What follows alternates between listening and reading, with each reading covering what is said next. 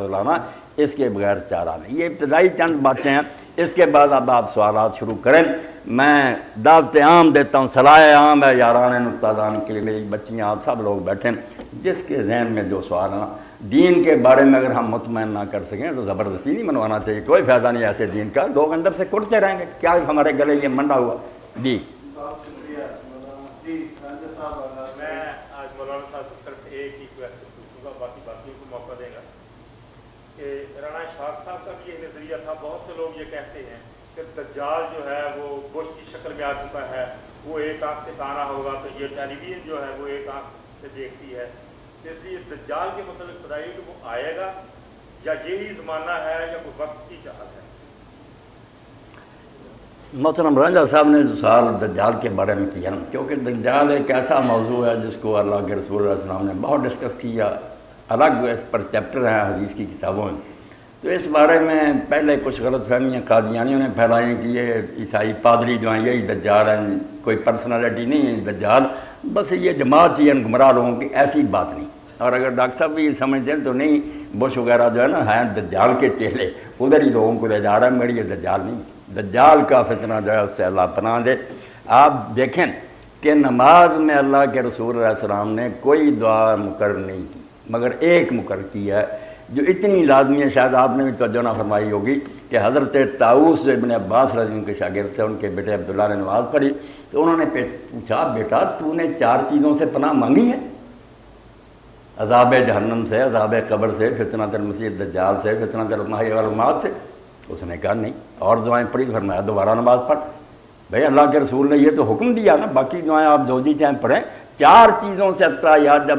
آخر پر پہنچے تو دعا فرمایا 4 چیزوں سے اللہ کی پناہ مانگو، فتنہ دجال اتنا خطرناک، اللہم انی اعوذ بک من عذاب جہنم واعوذ بک من عذاب القبر واعوذ بک من فتنۃ المسیح الدجال واعوذ بک من فتنۃ المحیا والممات۔ اور یہ بھی آپ نے اطلاع دی کہ نوح علیہ السلام سے لے کر ہر پیغمبر اپنی امت کو خبردار کرتا ہے کہ اس زمین پر قیامت آنے سے پہلے کوئی اتنا فتنہ نہیں پیدا ہوا جتنا دجال کا فتنہ ہوگا، بہت نازک وقت ہوگا۔ باقی ڈاکٹر صاحب جیسے کہتے ہیں نا، ہے یہی کہ یہ جو مادی ترقی ہے عروج پر پہنچ جائے، اب اس سے بڑھ کر کیا بات ہوگی کہ ایک شخص کو چیر دے گا، ٹکڑے الگ الگ پھینک دے گا، زندہ کر دے گا، زندگی موت کا راز بھی سائنس معلوم کر لے گی، اتنی ترقی ہو جائے گی۔ اب لوگ مانیں گے کہ یہی خدا یار کہ آدمی کو مار دیا اور پھر زندہ کر دیا، تو اللہ کے رسول علیہ السلام نے فرمایا مدینہ منورہ کے پاس احد کے قریب آ کر وہ اپنا کیمپ لگائے گا، ساری دنیا میں وہ گھوم جائے گا، 40 دن میں کوئی بستی اور شہر ایسا نہیں رہے گا، تیز رفتار سواریاں ایجاد ہوگی کہ بالکل ہر جگہ گشت کرے گا، مگر مکہ اور مدینہ اس کی دسترس سے اللہ محفوظ رکھے گا۔ مدینہ شریف احد کے قریب اپنا کیمپ لگائے گا تو 3 زلزلے آئیں گے، مدینہ شریف کو جھٹکے آئیں گے، منافق اور بے دین لوگ جو نا وہ کام کر کے مدینہ نہیں اب بچے گا، نکل جائیں گے، اس کے ساتھ جا کر شامل ہو جائیں گے، صرف خالص مومن رہ جائیں گے۔ تو آخر اس کی جو اینڈ ہوگی وہ آپ نے فرمایا اس زمانہ میں جو سب سے بہترین آدمی ہوگا کائنات میں وہ فرمت مدینہ شریف سے نکلے گا، اس کے کیمپ میں جائے گا، سپاہیوں سے کہے گا کہ میں نے تمہارے آقا سے ملنا ہو، پہلے کہیں قتل کر دو، پھر کہنے نہیں یار سردار نے منع کیا، اس کے پاس لے جانا چاہیے۔ جب لے جائیں گے تو پوچھے گا کہ بھائی جو حالات ہیں میرے ساری زمین میں، اس کے بعد تم نے یہ یقین نہیں کیا کہ کوئی خدا نہیں، میں ہی سب؟ اس نے کہا نہیں، ان باتوں سے مجھے یقین ہو گیا کہ تو ہی وہ آنے والا دجال ہے جس کی خبر اللہ کے رسول نے دی۔ تو اس کو پھر 2 ٹکڑے کر دے گا، اتنی دور پھینک دے گا جہاں جتنی دور تیر جاتا ہے، درمیان میں سے گزرے، کیا زندہ ہو جائے۔ پھر پوچھے گا کہ اب مانا؟ اس نے کہا جو کمی تھی نا وہ بھی دور ہو گئی کہ واقعی تو وہی دجال۔ اور اس کے بعد وہ کوشش کرے گا قتل کرنے کی، مگر اللہ تعالیٰ پھر وہ صلاحیت نے اس کو دی تھی چھین لے گا، پھر نہیں قتل کر سکے گا، ادھر عیسیٰ علیہ السلام نازل ہو جائیں گے۔ تو وہ ایک الگ ہے دجال، جو ایک شخص ہوگا، الگ ہوگا یہودیوں میں سے، یہودیوں کا وہ لیڈر ہوگا، یہ سارے یہودی اس کے ساتھ ہوں گے، ان کا فتنہ بہت بڑھ جائے گا، اور آخر میں تو مسلمان بیچارے اتنے بے بس ہو جائیں گے کہ مسجد دمشق میں پناہ لی ہوگی، جو کہتے ہیں نا عیسیٰ علیہ السلام مسجد اقصیٰ میں نازل ہوں گے، غلط بات ہے، مسجد اقصیٰ میں نہیں نازل ہوئے، دمشق الگ شہر ہے، یروشلم الگ ہے، دمشق کی مسجد کے مشرق کی طرف مینار ہے، اس وقت جب حضور نے فرمایا نشان ہی نہیں تھا، اب قائم ہے صدیوں سے سفید مینار، فرمایا اس کے پاس عیسیٰ علیہ السلام اتریں گے اور نماز اس وقت کھڑی ہوگی، فجر کی نماز کا وقت ہوگا، اقامت ہو چکی ہوگی، حضرت علی امام المہدی جماعت کرانے لگے ہوں گے کہ عیسیٰ علیہ السلام اترائیں گے، تو وہ کہیں گے روح اللہ آپ ہی آ گئے، اللہ کے پیغمبر نماز پڑھائیں، تو کہیں گے نہیں اللہ نے اس امت کو یہ مرتبہ بخشا ہے، حضور کی امتی جماعت کرائے گی، میں پیچھے پڑھوں گا، بعد میں دروازہ کھلائیں گے، پھر وہ دجال قتل ہوگا، اور وہاں قتل ہوگا جو آج اسرائیل کا سب سے بڑا ہوائی اڈہ لڈا اس کو کہتے ہیں، اس وقت لد کہتے ہیں، یہاں جا کر وہ ان کا لیڈر مارا جائے گا۔ عیسیٰ علیہ السلام پھر اس کا خون اپنے ہتھیار میں دکھائیں گے، تو ہیں یہ بش وغیرہ بھی انہیں کے چیلے، وہ بھی ان کی تحریب، مگر وہ الگ آدمی ہوگا۔ توبہ اس وقت تو ایسا آدمی میں کسی علاقے میں جائے گا، لوگ نہیں مانیں گے، ان کی شاداب زمینیں جہاں شور ہو جائیں گی، توبہ ایسی ترقی، کوئی ایسی سپرے کرے گا، سب باغات اور کھیتیاں اجاڑ،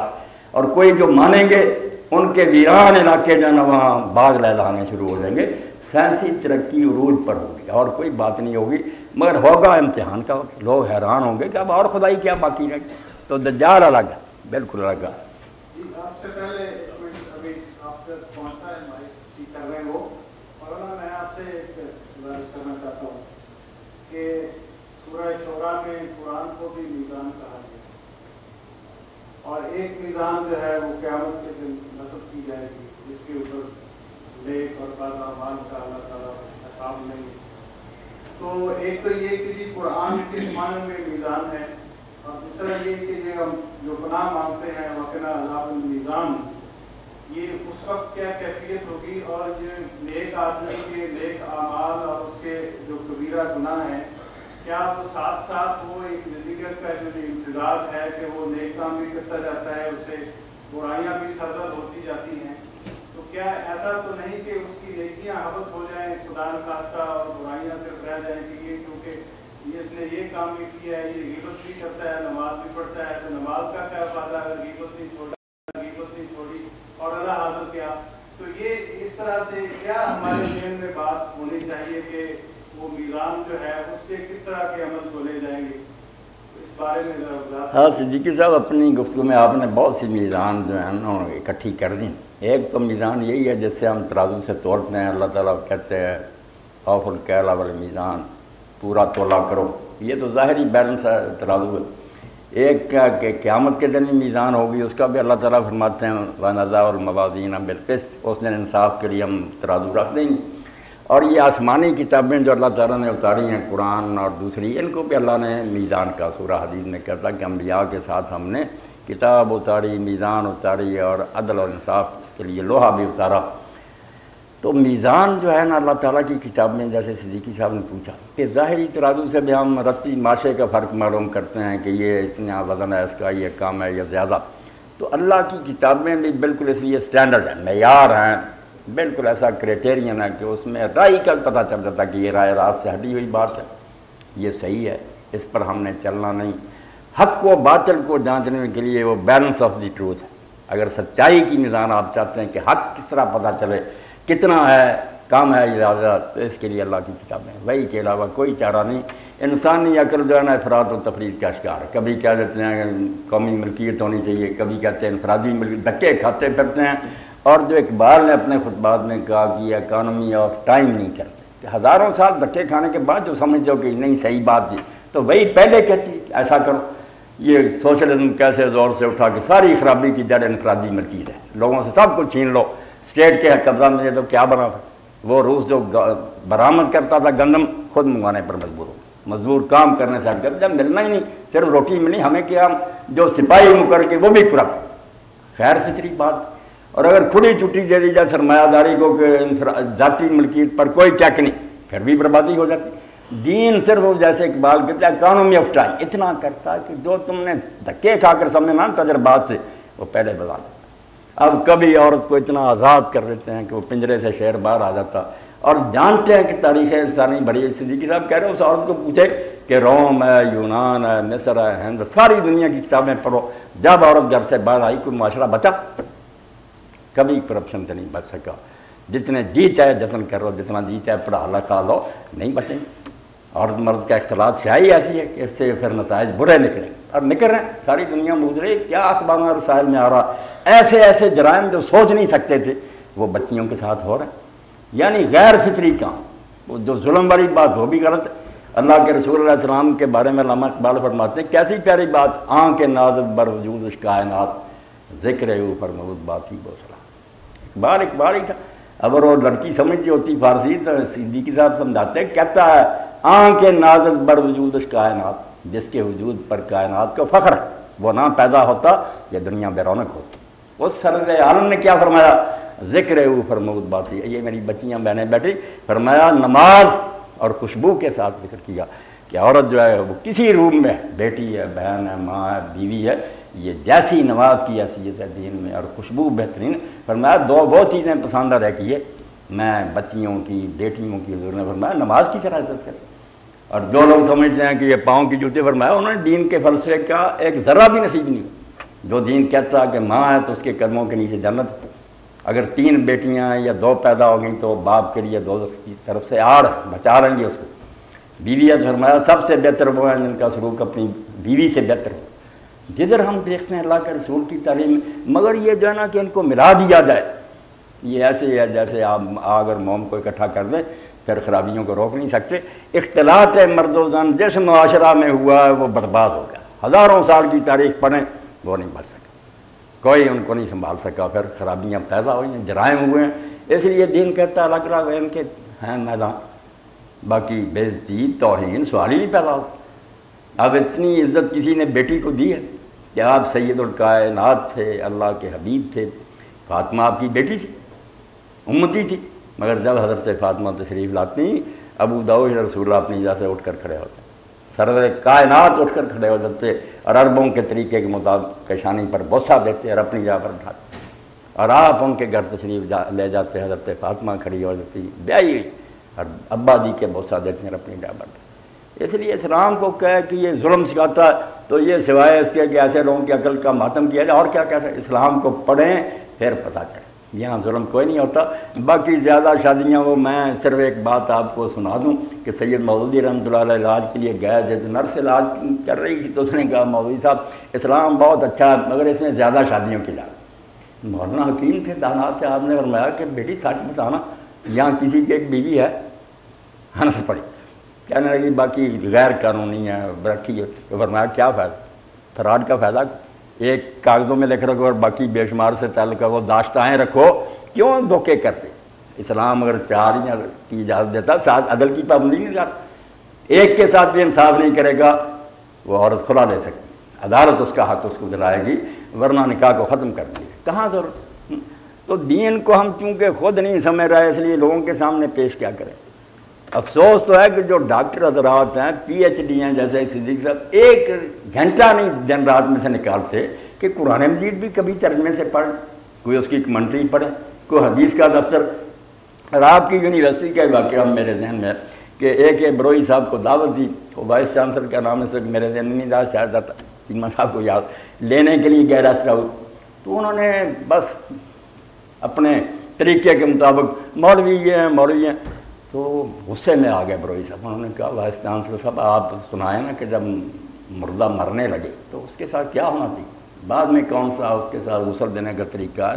کوئی بھی نہیں آئی وائس چانسلر کو۔ انہوں نے کہا شرم چاہیے کہ آپ وی سی ہیں، ایک دعا تک نہیں آپ کو آتی ہے، علماء کی توہین کر رہے ہیں۔ تو حال یہی ہے کہ لوگوں نے فیشن بنا لیا کہ ہر کوئی نا تنقید کرتا ہے، اور یہ کمی نہیں اپنی پوری کرتے کہ ہم مسلم کہلاتے ہیں، کوئی دین کا پڑھے۔ تو میں یہی توقع رکھوں گا کہ آگے سیشن ہو نصیب اللہ کرے، آپ اس دوران میں پڑھیں، انڈر لائن کریں، کوئی آیت لے کر آئیں، کوئی حدیث، پھر مزہ آئے۔ ہاں پھر یہ میٹنگ جو ہے یہ بہت مفید ثابت ہوگی، آپ کے سوال ہوں گے، اطمینان ہوگا، کئی لوگوں کو فائدہ ہو، کئی آیات ہیں جن کا مفہوم جو ہے نہیں سمجھ میں آتا۔ اللہ اکبر۔ جی آپ نے فرمایا کہ دجال جو ہوگا وہ یہودیوں میں سے ہوگا، جبکہ دعا میں ہم کہتے ہیں اعوذ بک من فتنۃ المسیح الدجال، اس کے بارے میں آپ کے ذہن میں افسب آیا جو کہ مسیح اس میں کہا گیا، تو اس لیے مسیح مسیحی ہے نا، اور کرسچین کی طرف ذہن چلا گیا۔ مسیح کوئی جو ہے نا ان عیسائیوں کے لیے مخصوص لفظ نہیں، مسیح مسح کیا ہو، جس کی یہ کام پر اللہ تعالیٰ نے بس ہاتھ پھیر دیا تو اس کو اندھی کر دیا، اس لیے وہ کسی میں سے ہو، یہودی ہو، ہندو ہو، سکھ ہو، جو جس کی کوئی آنکھ بند ہوگی یا کوئی اور چیز اس کی خراب ہوگی اس کو مسیح کہیں گے کہ اللہ تعالیٰ نے اس کو مسح کر دیا۔ تو مسیح دجال ہوگا یہودی، جو مسیح ہے برحق ہے عیسیٰ علیہ السلام وہ سچے پیغمبر ہے۔ یہ المسیح الدجال، فریبی مکار مسیح کیونکہ آپ کے علم میں ہونا چاہیے نا کہ یہ یہودی جو نا نامراد یہ ابھی تک مسیح کے منتظر ہے کہ پہلی بار بھی نہیں آیا. اب یہ عیسائی جو ان کے دوست بنے ہوئے ہیں شرم سے ان کے دودھ کو مرنا چاہیے کہ ہم مسلمان تو عیسیٰ علیہ السلام کو مقدس رسول مانتے ہیں, اس کی ماں کو مقدسہ مانتے ہیں, اللہ کے حکم سے پیدا ہوئے. یہ یہودی تو حرامزادے کہتے ہیں کہ وہ حرامی تھا, مریم نے زنا کیا تھا, وہ حرامی کو ہم نے جادوگر کو صلیب چڑھوا دیا. عیسیٰ علیہ السلام کی اتنی توہین اس کی ماں کی کرتے ہیں. ہماری دشمنی میں یہ بش وغیرہ ملے ہو, عیسائیوں اور یہودیوں کا آپس میں کیا میل. تو وہ کہتے ہیں مسیح پہلی بار بھی نہیں آیا, اس لیے پرامد مسیح جو ہے نا مسیح موت اس کے منتظر ہیں کہ ابھی پہلی بار بھی نہیں آیا. جب وہ ایک مکار پھر اس سے فائدہ اٹھائے گا نا کہ یہ انتظار کریں, وہ اعلان کر دے کہ آنے والا میں ہوں, یہ اس کے پیچھے لگ جائیں. اصل عیسیٰ علیہ السلام کو نہیں مانا, اور یہی حکمت ہے کہ انبیاء نے سارے اللہ تعالیٰ نے پیغمبر مار دیے, عیسیٰ علیہ السلام کو نہیں مارا, اس کو زندہ رکھا ہے تاکہ جب اس کے نام پر یہ فرار ہو وہی اترے اور کہے کہ آؤ میں بتاتا ہوں کہ اصل مسیح یہ ہے. تم اس کو مان گیا, جھوٹے کو مجھے مانا نا جب میں سچا تھا, اب تمہارا بھی علاج کروں گا. سب یہودی ختم, عیسیٰ علیہ السلام ختم کریں گے, یا اسلام لائیں گے یا ان کے ہاتھ سے مارے جائیں گے. ان کا لیڈر بھی مارا جائے گا, اور عیسائی بھی جو ہے ان کو بھی آ کر وہ حقیقت سمجھا دیں گے کہ نہ میں خدا تھا نہ خدا کا بیٹا تھا, جو قرآن کہتا میں وہی تھا, اللہ کا بندہ تھا. اس لیے یہ عیسائیت بھی ختم, یہودیت ختم, ملت اسلام باقی رہ جائے گی. اس وقت پہ اسی لیے جزیہ بھی ختم ہو جائے گا, کسی غیر مسلم سے ٹیکس نہیں لیا جائے گا, اسلام ہی ہوگا. تو عیسیٰ علیہ السلام آئیں گے, وہ ہوں گے المسیح سچے. یہ ہے مسیح دجال جھوٹا. جی پوچھیں بھائی. میں جو ہے بہت دفعہ مولانا صاحب کو یہ سوال کر چکا ہوں کہ زندگی اور موت وہ بتاتے ہیں کہ وہ اللہ کے ہاتھ میں ہے, اور رزق بھی ایسے ہے, تو پھر خودکشی کیا چیز ہے؟ ایک سوال یہ ہے. دوسرا یہ میں پوچھنا چاہتا ہوں کہ غسل کے بعد وضو کی ضرورت ہوتی ہے نماز کے لیے کہ نہیں؟ پہلا سوال سیکھی سب رسم ہے. خودکشی جو ہے وہ کہتے جی زندگی اور موت اللہ کے ہاتھ میں ہے, تو پھر خودکشی جو ہے وہ کیا, اس کا کیا نہیں, صرف زندگی اور موت ہی میرے بھائی خدا کے ہاتھ میں نہیں, سب کچھ اللہ کے ہاتھ میں. میں اگر بول رہا ہوں یہ بھی اس کے ہاتھ میں, اگر وہ توفیق سرب کر لے ابھی فارغ ہو جائے ختم ہو جائے گی بات. ہر چیز اس کے ہاتھ میں ہے, کوئی چیز اس کے ہاتھ سے باہر نہیں. انگلی بھی ہلا رہا ہوں اللہ کے اذن سے, یہ سپیکر بھی چل رہا تو اس کے حکم سے چل رہا کہ تو آواز کو بلند کر, کوئی چیز اس کے حکم سے باہر نہیں. مگر اس حکم کے اندر ہی یہ چیز ہے کہ انسان کو جو عقل دی گئی اس کو استعمال کرے. اس کو ایک دائرے میں اٹانومی دی گئی نا, خود مختاری, اس لیے یہ مجرم بھی کہلاتا ہے, اس کو انعام بھی ملتے ہیں. یہ ایسا نہیں کہ جیسے دوسری چیزیں تقدیر کے پابند جمادات و نباتات, مومن فقط احکام الہی کا ہے پابند. ہمارے یہ تقدیر نے یہ نکالا گوشہ کہ باقی مخلوق جو اس کو جکڑ کر چلا دیا, ان کا کوئی حساب کتاب نہیں ہوگا, وہ اپنی مرضی سے کر ہی نہیں. تجھے اختیار دیا گیا, عقل دی گئی ہے, ارادہ دیا گیا, تو سوچتا ہے بہت دیر یہ کام کروں یا نہ. آپ کے ذہن میں بھی دیر تک بحث رہتی نا, کوئی کام آپشن ہوتا کروں یا نہ کروں, اس کے نفع یہ ہیں نقصان یہ, اختیار ہے ہی تو سوچتے رہتے ہیں. اور اب پھر اپنی مرضی سے پھر میں چاہوں انگل ہلاؤں ابھی ہاتھ روک سکتا. اس لیے انسان کو جو عقل اور ارادہ ملا یہ اس تقدیر, اس اللہ کے حکم کا یہ حصہ کہ باقی مخلوق کے لیے حکم جبری ہے, ہمارے لیے حکم جو ہے نا وہ تشریح ہے کہ یہ کرو, اچھا ہوگا, نہ کرو گے جس طرح جی چاہے تم کر سکتے, مگر یہ طریقہ غلط ہے, یہ صحیح ہے ہمارے اختیار میں. اس لیے یہ جو نا کہ انسان خودکشی کرتا, غلط کرتا, کوئی اس کو جکڑ کر کے آتا,